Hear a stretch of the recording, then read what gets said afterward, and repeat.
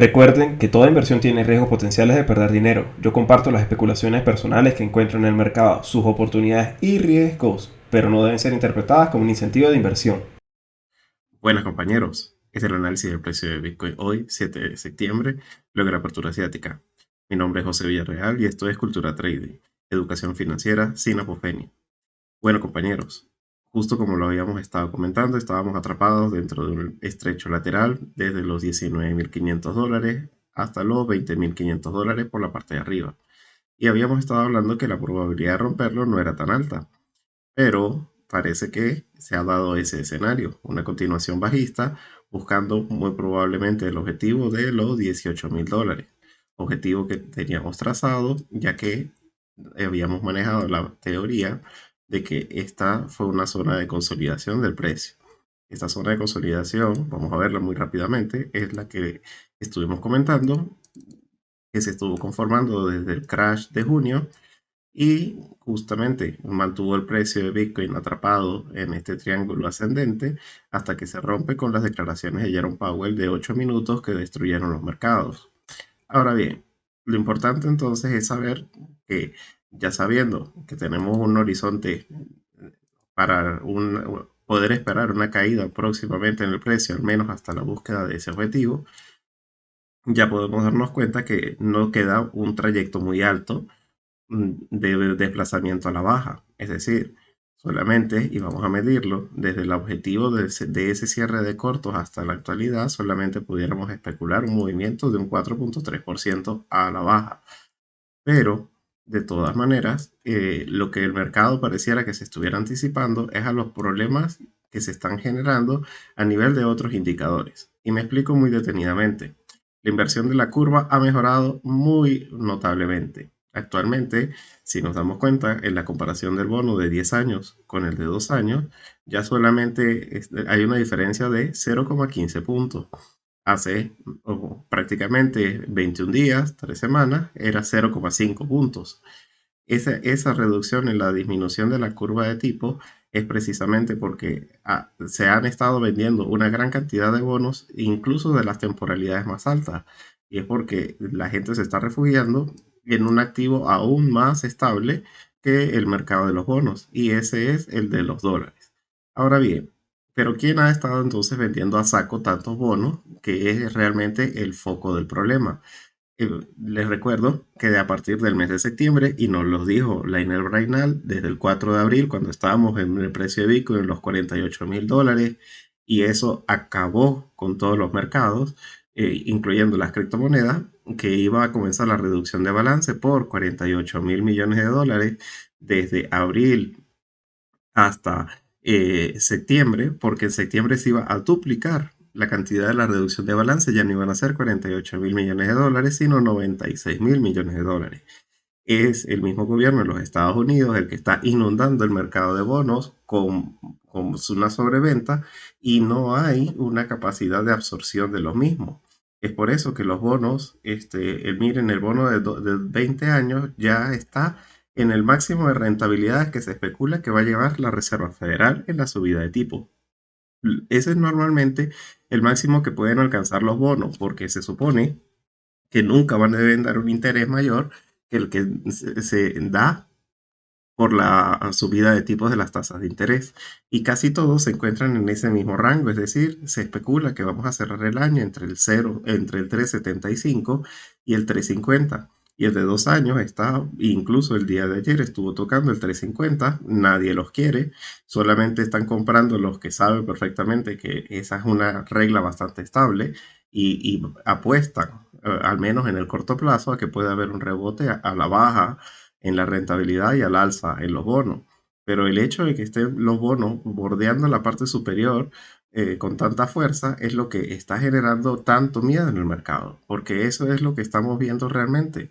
Desde el día viernes, con las declaraciones de parte de Gazprom de que iba a suspender por supuestas reparaciones la transmisión de gas a Europa, comenzamos con unas fuertes caídas y las estamos continuando justamente el día martes, ya que el día lunes no hubo jornada de Wall Street.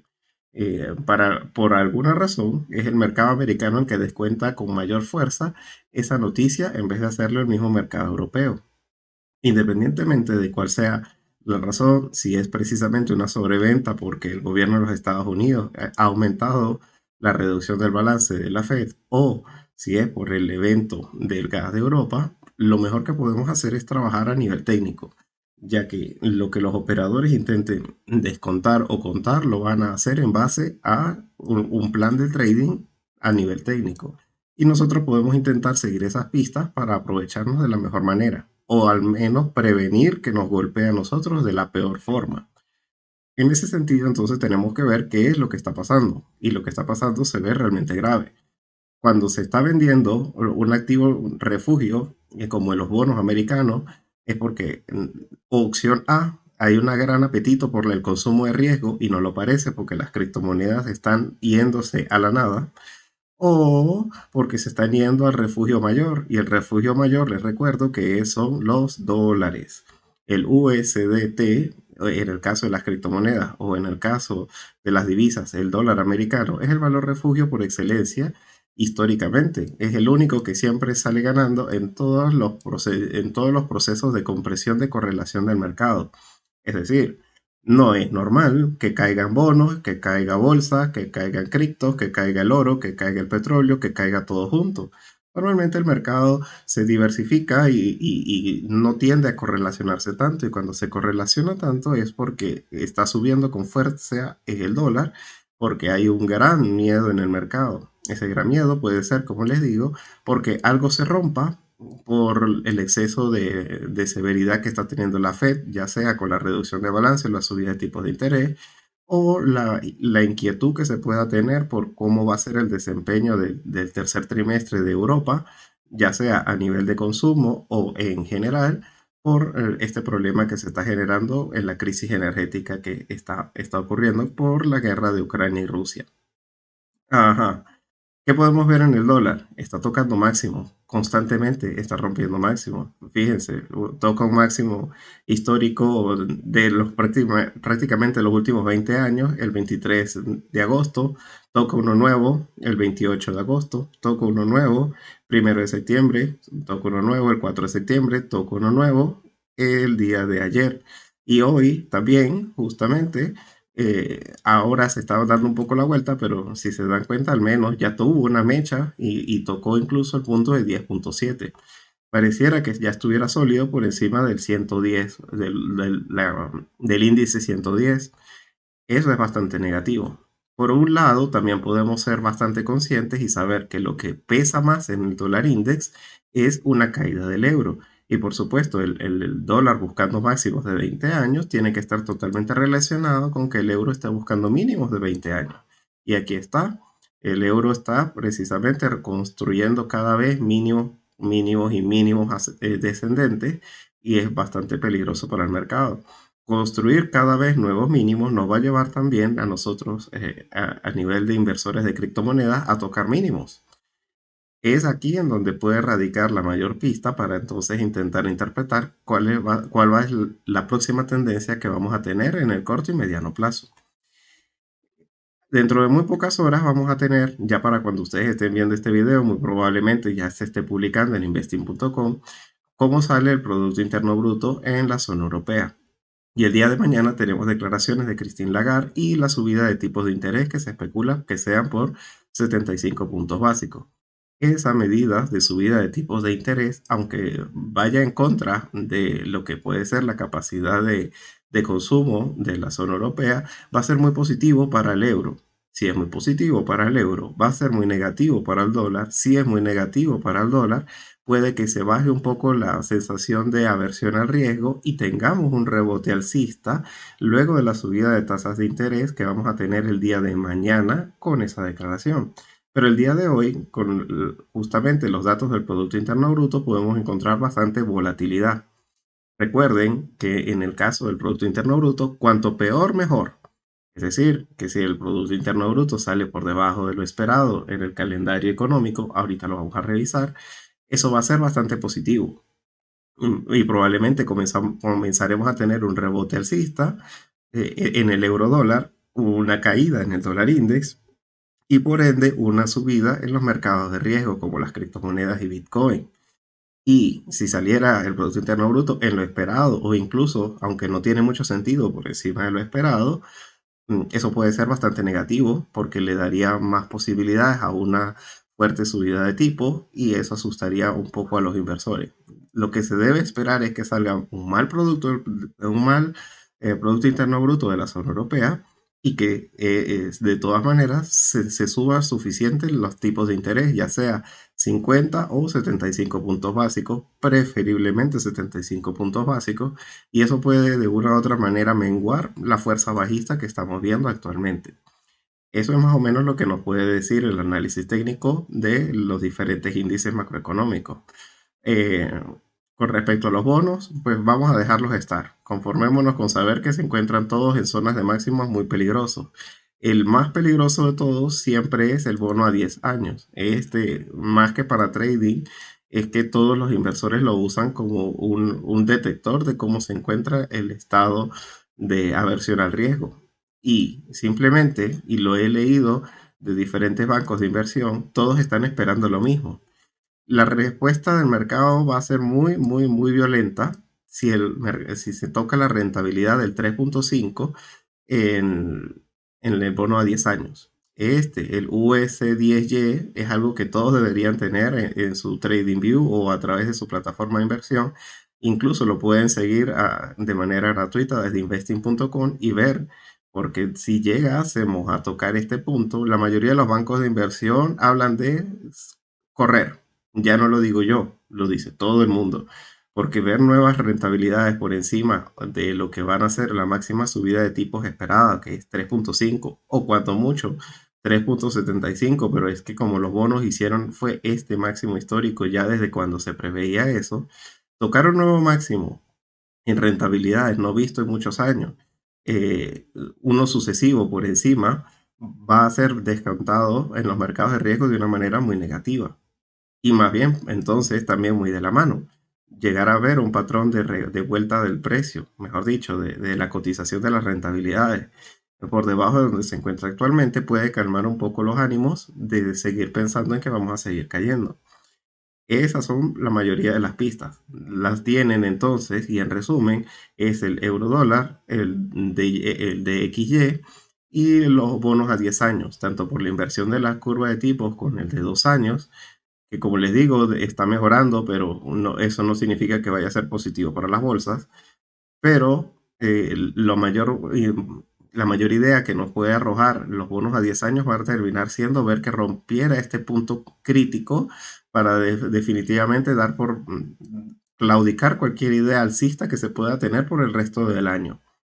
Mientras que en cambio, que simplemente se continúe donde está o se le acerque muy tímidamente y comienza a dar patrones de regreso, puede ser que entonces sea la típica caída de septiembre preparándose para el tercer trimestre más importante alcista que se tiene en los ciclos de los presidentes de medio término, que como les recuerdo es el más alcista de todos.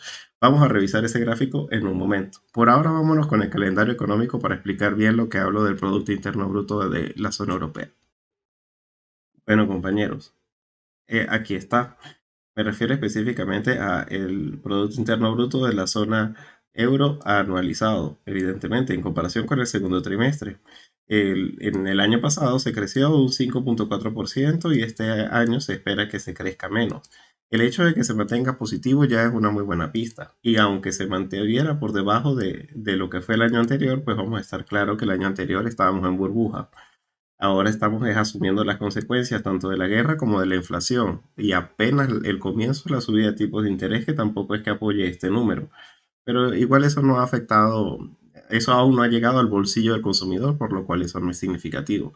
Ver que saliera por debajo del 3.9 va a ser bastante positivo, porque de una u otra manera va a estar arrinconando a la Fed, al Banco Central Europeo, de subir los tipos de interés, pero no los puede hacer de una manera como lo está haciendo la Fed, con demasiada fuerza. No va a cambiar las expectativas de la subida del día de mañana, pero de una u otra manera sí puede de todas maneras augurar que el problema de la inflación no va a intentar ser contenida con tanta fuerza, sino que se va a intentar ser dovish como lo han estado haciendo durante este tiempo, y es que ya están contra la espada y la pared, porque justamente ver una contracción mucho más alta de la que ya se está esperando, que si se dan cuenta, pues ya no se está creciendo a los niveles del año anterior, puede ser de una u otra manera positivo para los mercados. Mientras que en cambio ver que hay demasiada fortaleza en el Producto Interno Bruto puede ser bastante negativo, precisamente, como les digo, cuanto peor mejor, si sale bueno no es positivo, porque eso evidentemente le va a dar suficientes herramientas al Banco Central Europeo para copiar los movimientos tan alcistas en lo que son las subidas de tasas de interés que está teniendo la Reserva Federal. Y ya con la jornada de Estados Unidos, lo único de que pudiera ser presidente, pudiera ser preocupante, me refiero específicamente son a las declaraciones de los miembros de la Reserva Federal, que Barkin, Mester y la vicepresidenta Brainard. Les recuerdo cómo Brainard destruyó todo en abril. Bueno, ella misma va a hablar justamente un poco antes de lo que viene siendo la publicación del libro beige, que este libro beige es realmente lo que puede terminar de ser perjudicial si de todas maneras saliera bastante positivo lo que les estoy comentando de la zona europea.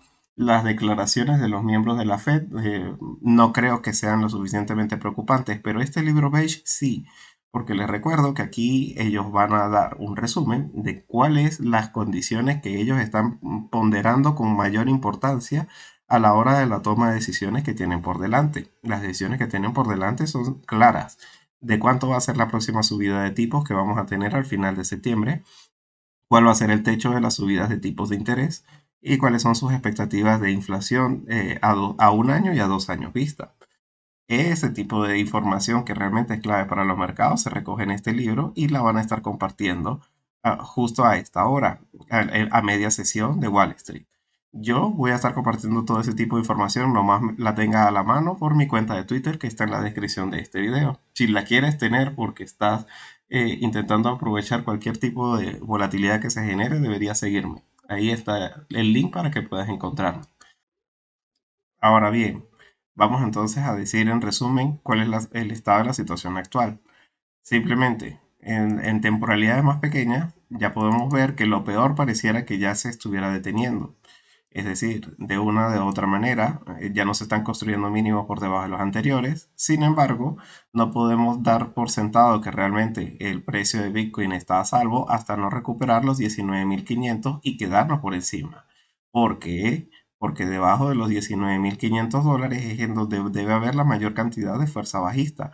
Cualquier movimiento hasta los 19.500 dólares va a llevar a la mayoría de los traders a intentar tomar una posición en corto desde los 19.500 con un stop bastante reducido, es decir, aproximadamente hasta los 20.000 y dejar correr justamente una posición bajista, porque se pudiera asumir que lo que va a ocurrir es ese típico movimiento del mercado de ruptura, apoya y se va para construir un mínimo por debajo de los anteriores, por lo que justamente aquí es en donde la mayoría de resistencias se encuentran.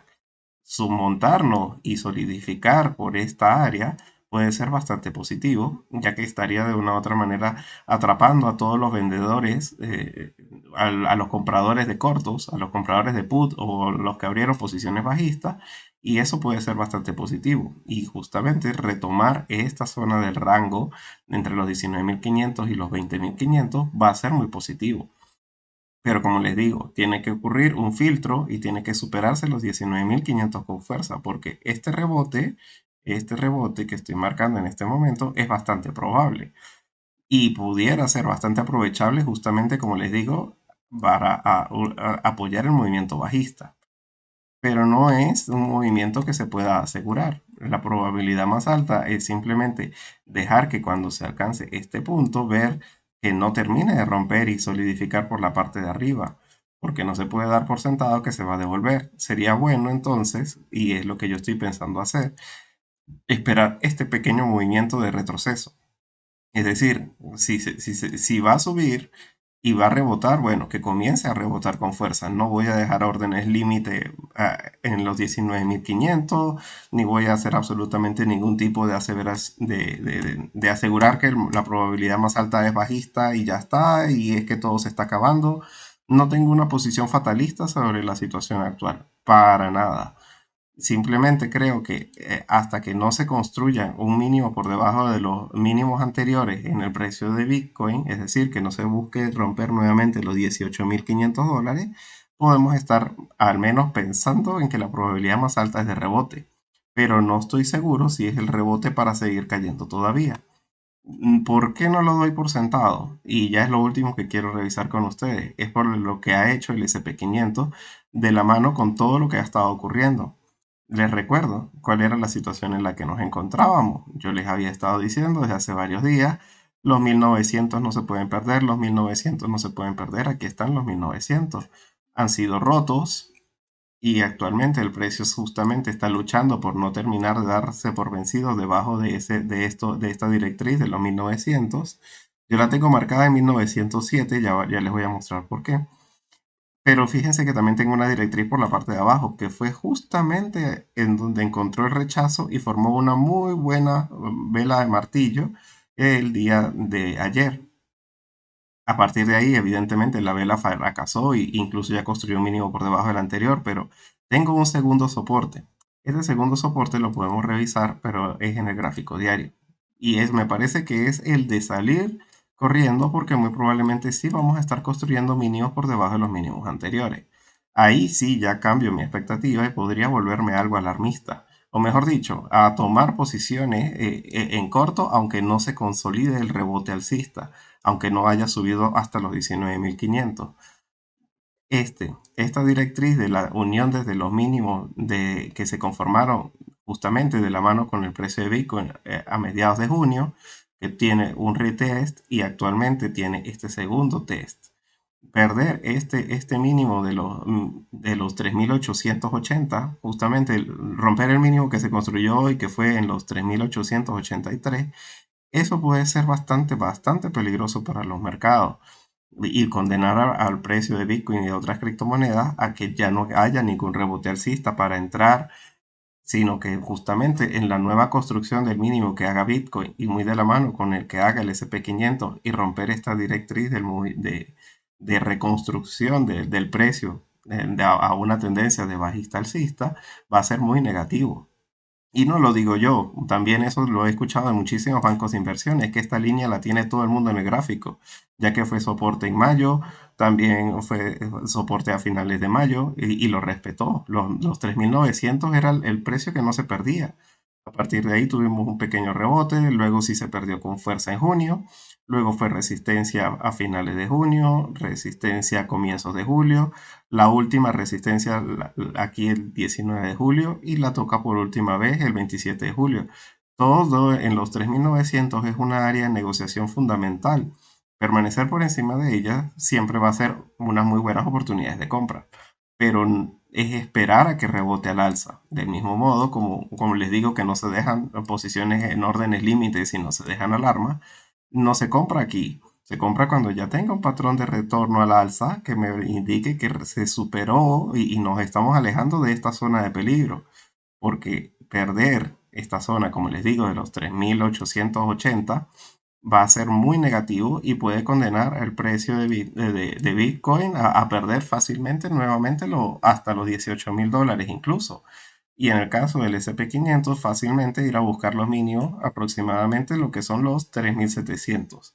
Entre los 3.700 y 3.750 es en donde está la siguiente área de soporte. Es decir, es perder 120 puntos prácticamente en un movimiento que puede ser bastante violento. Y considerando que tenemos a miembros de la Reserva Federal a hablar hoy, tenemos el libro beige y tenemos esas condiciones que se están dando en el eurodólar tan negativas de subidas del dólar y caídas del euro, nada de eso pareciera que fuera a jugar a favor del mercado en este momento. Lo único que tenemos a favor es la gran exposición de cortos, los cortos de los que les he estado hablando, que al haber tantos cortos en el mercado va a haber diferentes tomas de beneficios que no van a dejar que el mercado retroceda con muchísima fuerza. al menos por debajo de los mínimos anteriores de los 3.600 en una primera instancia. Pero todo va a ir muy de la mano con las noticias que tengamos el día de hoy y el día de mañana. Y es que lo que está en juego es precisamente esto. Este gráfico se los he compartido varias veces, pero es que vale la pena decirlo. Les recuerdo que esta vela que estamos viendo, que es el movimiento alcista más importante que se puede ver en este gráfico, y la siguiente, son justamente el cuarto trimestre del segundo año, o mejor conocido, año de medio término, que es este, y este es el primer trimestre de justamente el tercer año de un periodo presidencial. Estos son los movimientos que ha estado haciendo en los ciclos presidenciales, separados por trimestres, precisamente en el SP500. Todo lo que hemos visto, si se dan cuenta, este es el movimiento bajista. El único que realmente es bajista es el segundo trimestre del año de medio término. Este es el año 2022, por decirlo de alguna manera. Y justamente estamos aquí en este punto, en el mes de septiembre. Queda ya al finalizar septiembre, viene octubre, noviembre y diciembre con un movimiento de un 6.5% estadísticamente desde el año 1950 hasta el 2021. Y luego para el primer trimestre del 2023 un movimiento alcista del 7.4%. El mercado se debate entre si esto va a ocurrir o no. Yo no lo he descartado. No estoy diciendo que va a ocurrir. Yo simplemente digo, yo no he descartado que esto ocurra.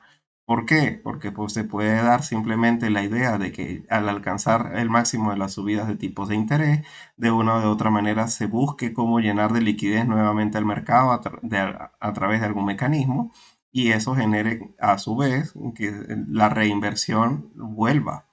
Y como estadísticamente ha funcionado durante tantos periodos de tiempo, es decir, en los últimos 70 años, me parece que es una estadística lo suficientemente sólida. Que el último trimestre de este año es el más alcista en un periodo de 4 años, junto con el primer trimestre del próximo año. Puede que no ocurra, por supuesto, y hay miles de cisnes negros por todas partes que nos acechan, diciéndonos que muy probablemente ese no sea el escenario. Yo lo que puedo decir, y lo digo nuevamente, es que no he descartado este movimiento alcista. No es mi primer escenario, realmente mi primer escenario es que vamos a llegar a octubre y todo va a comenzar a tener muchos más problemas de los que hemos visto durante todo el año, pero no me anticipo. No me voy a anticipar realmente, sino voy a intentar seguir aprovechando cada oportunidad de trade que encuentre todos los días, ya sea al alza o a la baja, porque esto está muy difícil tanto para mí como para todo el mundo. Nadie puede asegurarme realmente que estos sean unos mínimos del mercado que los vayamos a superar en el corto plazo, a menos que comenzaran a darse algunas cosas bastante positivas. O justamente nadie puede decirme realmente que las mejores zonas de compra no son las que estamos justo por ver y que podemos aprovechar si realmente somos lo suficientemente pacientes. Para mí, que he sido paciente durante todo el año, no me queda nada más que simplemente esperar cómo comienza ese octubre tan esperado, donde supuestamente por esa misma estadística que les estoy mostrando, no costaría nada pensar que va a ser bastante alcista y a partir de ahí montarse cuando se esté dando la vuelta para un movimiento en ese sentido. Pero con la pinta que tiene actualmente este mes de septiembre y con las cosas que tenemos adelante, pues es cuestión de simplemente seguir el mercado muy de cerca. Bueno, compañeros, si te ha gustado este video, recuerda darle like. Y si tienes alguna duda sobre el funcionamiento de los indicadores que tengo en la pantalla, recuerda que en el primer comentario explico muy bien cómo funciona cada uno de ellos y cómo me ayudan a interpretar el mercado. Y si tienes alguna duda, también puedes dejarla por ahí en la caja de comentarios. Bueno, fue un placer hablar con ustedes el día de hoy. Espero que terminen de tener una feliz sesión. Hasta luego.